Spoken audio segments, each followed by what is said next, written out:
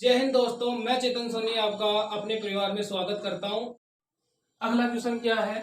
एक और एक है तो शून्य का योग एक और शून्य का गुणनफल एक है, तो ये आपको करके दिखाना है। कमेंट में उत्तर देना है इसका भी, और 4,1 ये भी आपको करके दिखाना है। अब मैं आपको बता रहा हूँ छठवां क्वेश्चन -1/4 और 1/4 का।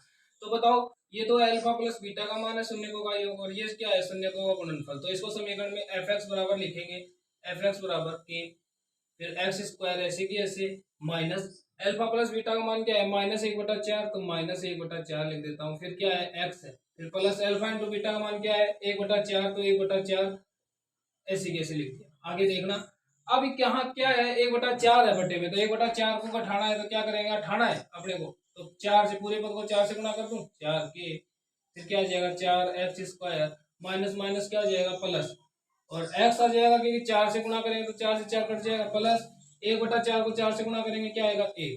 तो बताओ समीकरण, अब 4 के की जगह क्या मान लूं मैं? बड़ा के मान लूं, तो बड़ा के 4x square plus x plus 1, ये क्या है? बहुपद का समीकरण एफ एक्स बराबर। बताओ, बहुपद का समीकरण समझ में आया?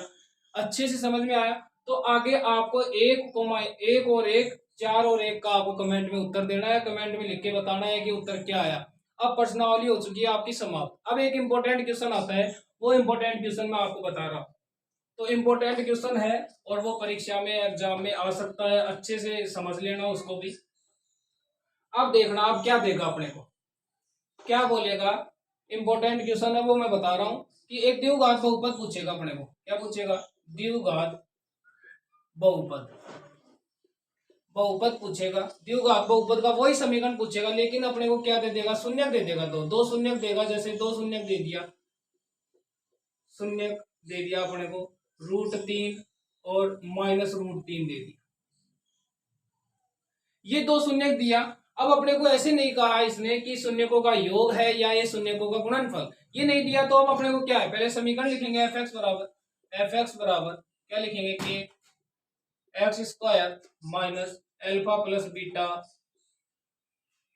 प्लस अल्फा इंटू बीटा, यही तो होता है समीकरण।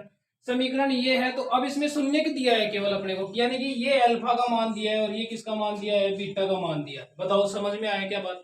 एक बात समझ में आई, यानी कि अब अपने को ये नहीं कहा इसमें कि शून्यकों का योग और गुणनफल नहीं दिया अपने को, तो शून्य दिया है केवल, तो इसको क्या मानेंगे? अल्फा, और इसको क्या मानेंगे? बीटा। तो अब समीकरण में रख देंगे इसको, समीकरण में रखेंगे तो क्या आएगा? कि फिर क्या आएगा? X square alpha plus beta, तो अल्फा क्या है? √3 और बीटा क्या है? -√3, यही तो है।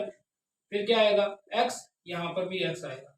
फिर क्या आएगा? Plus, plus alpha into beta, मतलब √3 गुणा माइनस का √3, यही तो है। दो चिन्ह एक साथ नहीं आते तो मैंने ऐसे लगा दिया। अब देखना कि फिर यहाँ पर क्या होगा? एक्स स्क्वायर √3 में √3 गया तो ये तो कैंसिल हो जाएगा, मतलब क्या आएगा? 0। क्या लिख दूं यहाँ पर? Plus 0x। फिर क्या देखना, √3 को √3 से गुणा करेंगे तो क्या आ जाएगा? 3 आएगा, लेकिन तीसरा आएगा प्लस और माइनस माइनस हो जाएगा तो 3। बताओ कोई परेशानी? अब समीकरण अपने पास क्या प्राप्त हुआ अपने पास? तो मैं ऐसे लिख दूं, क्या? एफ एक्स बराबर के एक्स स्क्वायर -3। बताओ समझ में आया? अच्छे से समझ में आया? बताओ अच्छे से समझ में आया क्या?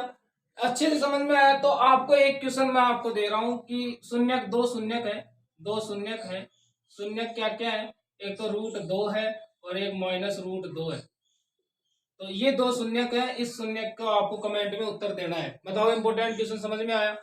इंपोर्टेंट क्वेश्चन है, बहुत ही इंपोर्टेंट क्वेश्चन है, आपको करना है, अच्छे से समझना है और करके दिखाना है, कमेंट में उत्तर देना है। चैनल को सब्सक्राइब भी करना है, वीडियो को लाइक करना है, शेयर करना है, कमेंट करना है। Thank you.